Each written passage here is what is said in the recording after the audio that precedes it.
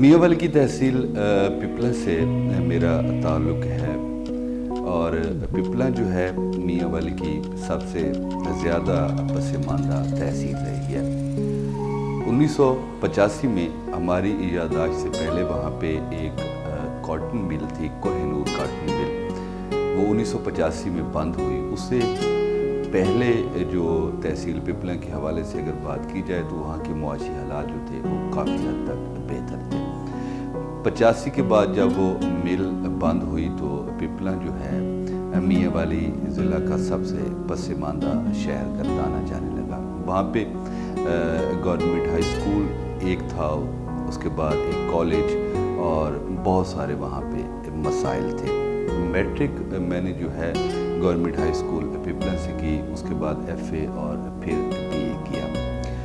اپنے شہر کی جو صورتحال تھی اس پر اکثر اوقات جو ہمارے بزرگ دوست تھے، جو ہم سے بڑے تھے، جن کے ساتھ ہماری اکثر بیٹھک اٹھک رہتی تھی، ان کو اکثر ہم دیکھتے تھے کہ وہ اپنے شہر کے حوالے سے کڑتے رہتے تھے کہ ہمارے شہر میں ترقیاتی کام نہیں ہو رہے، ہمارے شہر میں کوئی ہاسپٹل نہیں ہے، یہاں پہ کوئی بیمار ہو جاتا ہے تو اسے میاں والی لے جایا جاتا ہے یا دیگر شہروں میں لوگ لے کے جاتے ہیں۔ تحصیل پپلا کی جو آبادی ہے کافی ساری آبادی ہے، لوگوں کو بہت ساری مشکلات کا سامنا رہتا تھا۔ اور میرا تعلق جو ہے ایک درمیانے طبقے کے گھر سے تھا، اور جو کالج میں جاتا ہے، یونیورسٹی میں جاتا ہے یا شعر و ادب کے ساتھ ان کا تھوڑا بہت رشتہ ہوتا ہے، تعلق ہوتا ہے، تو وہ سوشلزم کی طرف بھی کافی حد تک مائل ہوتا ہے۔ خیر بہت ساری باتیں وہاں پہ سننے کو ملی کہ یہ جو ہے بگاڑ ہے، کچھ لوگوں کو زیادہ زمینیں دے دی گئی ہیں، کچھ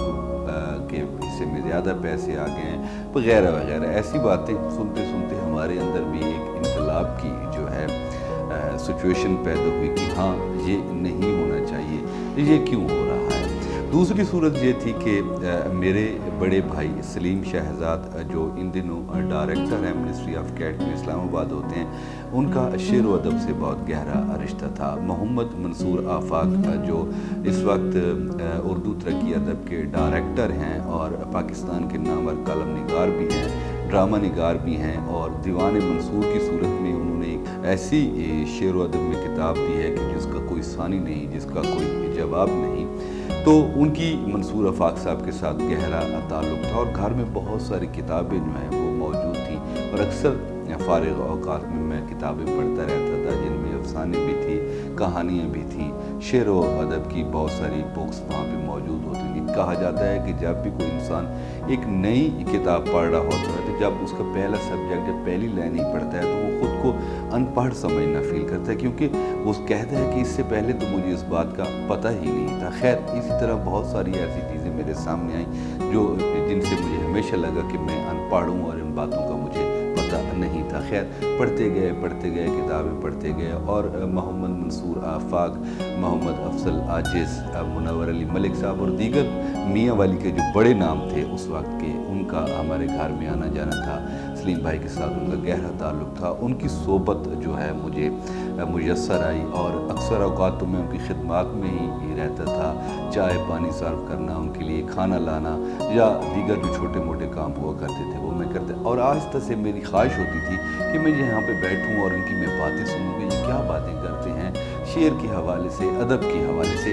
خیر تھوڑا میں بیٹھتے اکثر اوقات تو مجھے وہاں سے اٹھا دیا کرتا تھا، لیکن میرے اندر کا وہ جو مچلتا شاعر تھا وہ اکثر اس طلب میں رہتا کہ یار مجھے زیادہ سے زیادہ ان لوگوں کے ساتھ بیٹھنے کا وقت ملے۔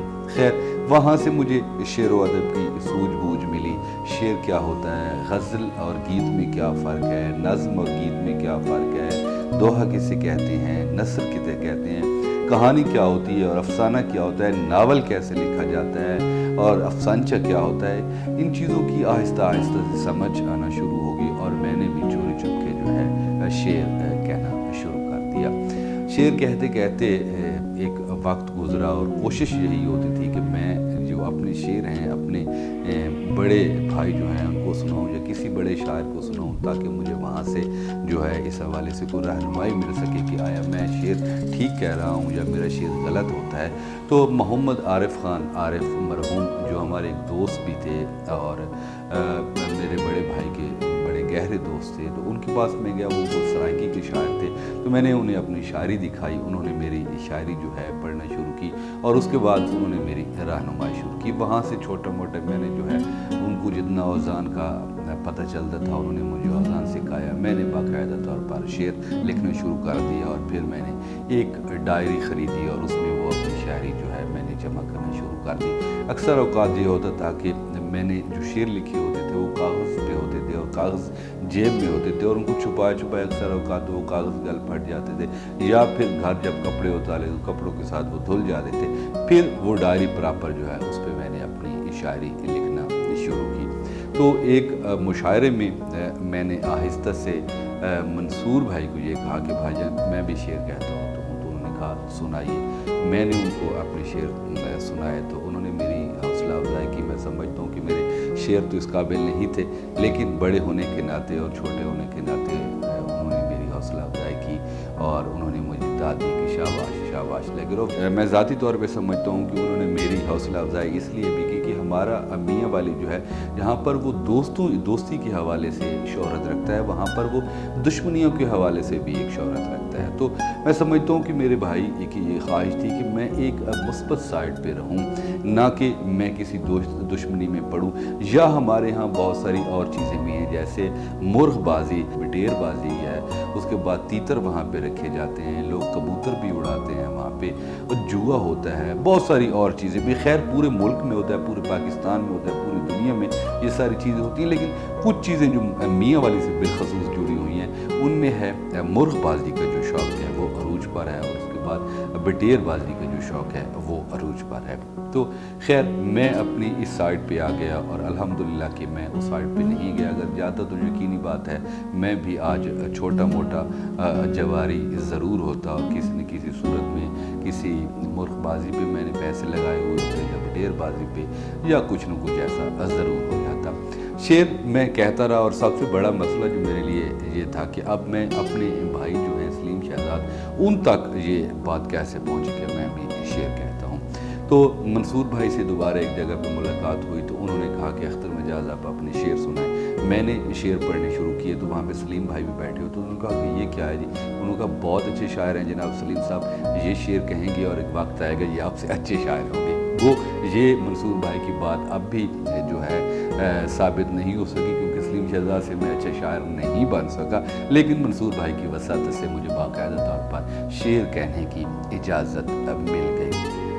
उसके बाद जॉब्स जो सबसे बड़ा ज़रूरी मसला है पाकिस्तान के हर जवान का रोज़गार का जो मसला है। रोज़गार के लिए बहुत सारे धक्के खाए, कभी लाहौर इंटरव्यू देने के लिए गए तो कभी रावलपिंडी, कभी मियांवाली, कभी कहाँ पे, और हम पेंडू से बंदे थे और हमें तो ये भी अंदाज़ा नहीं था कि इंटरव्यूज़ के लिए जो है बहुत सारी रिक्वायरमेंट होती है जिनमें पैंट कोट पहनना पड़ता है, टाई लगानी पड़ती है या दीगर चीज़ें जो होती हैं। खैर चलते रहे, कोई सरकारी जॉब ना मिली। सबसे पहली जो मुझे जॉब मिली वो एक NGO में मुझे बतौर सोशल ऑर्गेनाइज़र काम करने का मौका मिला। वहाँ पे मैंने बहुत अरसा काम किया। उसके बाद मियांवाली के एक मारूफ शायर है मोहम्मद मजहर नियाज़ी, वो उन दिनों रेडियो पाकिस्तान मियांवाली पर एक प्रोग्राम कर रहे थे जिसमें वो शायर अदीब जो हैं उनको बुलाया करते थे और उनसे उनका इंटरव्यू लिया करते। तो उन्होंने मुझे बतौर शायर अपने प्रोग्राम में बुलाया। मैंने वहाँ पे जाके इंटरव्यू दिया और अपनी शायरी वायरी सुनाई। तो वहाँ पे उस वक्त के जो रेडियो के स्टेशन डायरेक्टर थे सुहेल सरवर उनका नाम था। तो जैसे इंटरव्यू ख़त्म हुआ तो उन्होंने मुझे अपने कमरे में बुलाया और उन्होंने मुझे चाय पिलाया। उन्होंने कहा कि हम जनाब आपको ऑफ़र करते हैं कि आप आएँ और हमारे साथ आप काम करें, रेडियो पे काम करें। तो मैंने कहा सर ये मुश्किल है क्योंकि मैं एक NGO में जॉब करता हूँ, सुबह 8 बजे मुझे वहाँ पे जाना पड़ता है और 5 बजे मैं फ्री होता हूँ और फिर 52 किलोमीटर का फासला जो है रास्ता है वो भी मुझे तय करना होता है क्योंकि पिपला और मियांवाली का जो रास्ता है वो 52 किलोमीटर पर मुश्तमिल है। तो उन्होंने कहा कि आपके लिए ये खुली ऑफ़र है, आप कोई भी टाइम लेना चाहें हम आपको वो टाइम देने को तैयार हैं, आप आएँ और हमारे साथ काम करें।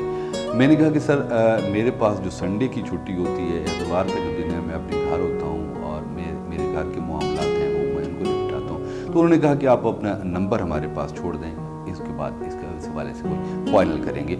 एक दिन अचानक 12:30 बजे का टाइम था। उन्होंने मुझसे पूछा कि आपकी जॉब के दरमियान कोई रिसेस टाइम भी होता होगा, खाने का टाइम भी तो होता है। गए। मैंने कहा 1 से 2 बजे तक जो टाइम है वो हमारे खाने के हम फ्री होते हैं। 12:30 या पौने 1 का टाइम था तो मुझे सुहेल सरवर साहब की कॉल आई। उन्होंने कहा कि अब बैठे बैठे आप फौरी तौर पर रेडियो पहुँचे।